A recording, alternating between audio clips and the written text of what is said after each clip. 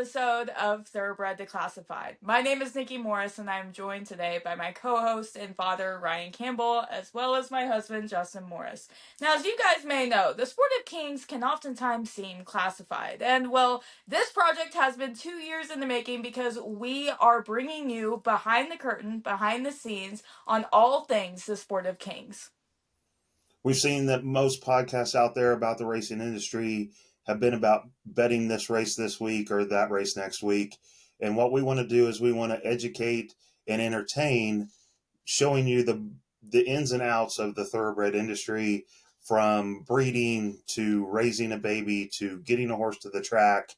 We're going to talk a little bit about the sales. We'll have some other things that we do that talk about thoroughbred history or pedigrees.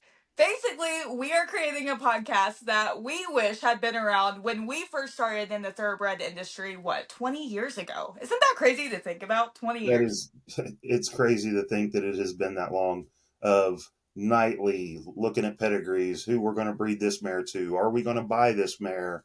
What stallion are we going to breed the mares to? And just all the horses that were, the big deal at the time, from Stormcat to AP Indy. And now we're looking at grandsons and great grandsons that are out there standing. And it's just, you blink an eye and boom, everything's changed. The first Triple Crown season that we watched while we were actual racehorse owners was the 2007 Triple Crown season. And since then, you had Street Sense as the Kentucky Derby winner, Curlin as the Preakness winner, and was it Jazzle? No. It was Rags to Riches Rags to as the Riches won Belmont that winner. Belmont, yeah. So now we're seeing sons of Curlin and Street Sense, and even grandsons of Curlin and Street Sense entering the stallion markets. And it's just, I don't know about you, but to me it is extremely crazy to know that we've seen that much history already in the sport. Just to really think about it, when we first started in this business, there hadn't been a Triple Crown winner since Affirmed in 78. And, every year we just kept getting disappointed after disappointment.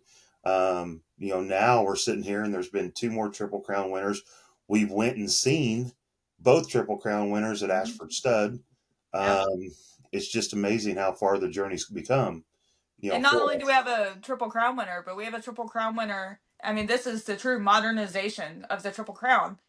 American Pharoah won the Triple Crown and then backed it up with a Breeders' Cup Classic victory. So he's the first ever Grand Slam winner. Yeah. And it's, the other ones didn't have that opportunity because the Breeders' Cup wasn't around. But, now we're getting to see, you talked about Curlin winning the Preakness back in 2007. And now we're seeing Curlin's son produce Mage, who won the Kentucky Derby, Dornock, who won the Belmont Stakes. Oh, you have Keen Ice, who produced Rich Strike too. Yeah, which, so a lot of classic winners have come down through Curlin, which of course we know Curlin is kind of what started your TikTok career too. So that was, Well, even Street Sense, we're seeing with McKenzie coming through. Dave McKenzie's a Street Sense. He's got Baeza, who's just grade 1. He's a grade 1 winner through the Pennsylvania Derby. And it's just crazy that, they are now becoming the grandsires of the next generation. Horses that, I remember we did not like Street Sense at all.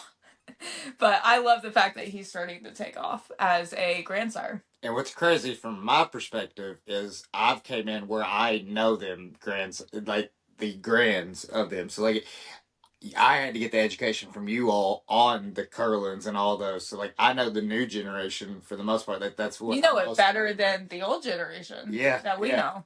That's crazy.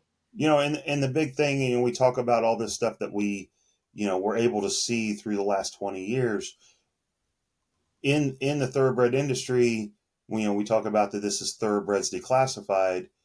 When you broke into the industry, there was things that people didn't tell you and you had to learn on your own. From the pedigree standpoint, I personally went out and bought every book all the way back to the early 1900s that were written on how to breed, what the 7 theories behind breeding a racehorse are.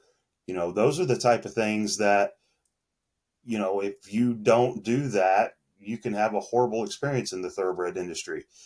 That's what we want to talk about, things like that in this podcast, to kind of give not only the new fan, the old fan, people in the thoroughbred industry already, some of the knowledge that we have gained through the 20 years that we've been in this business. But we want to do it in an entertaining way. There's going to be some arguments between, father, daughter. Everybody always knows how that goes. We agree on a lot of things, but when we don't We agree, disagree. We disagree yeah. heavily. Well, now, and And also imagine the pressure that, like, if some of these things come to a 1-1 vote, that I have to vote on it. So, He's the tiebreaker. yeah, that's not fair because he's going to go with you because he has to live with you. no, listen, I think you'll be surprised. We'll differ on some, I think, actually. And this is going to be a weekly podcast.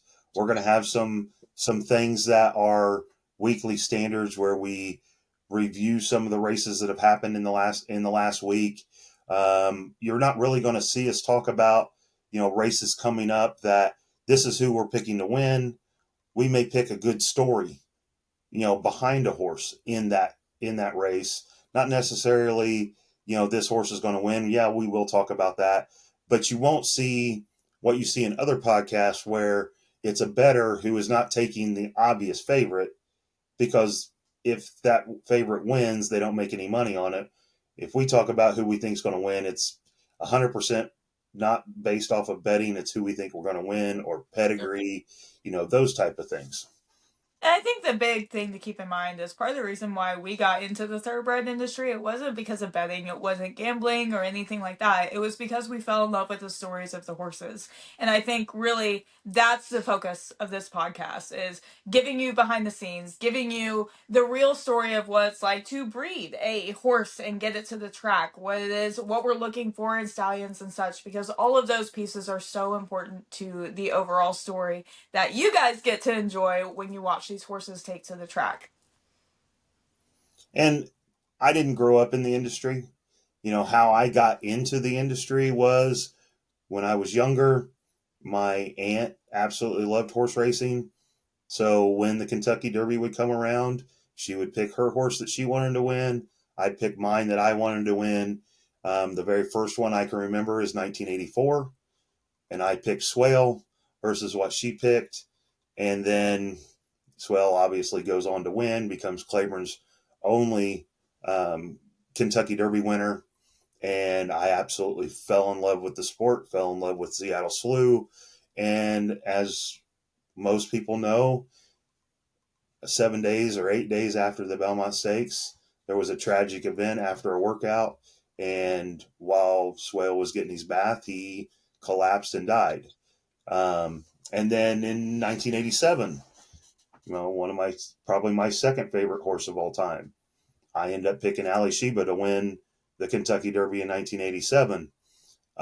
Ironically, a lot of the horses that we've purchased throughout the years have had Ali Sheba in the pedigree.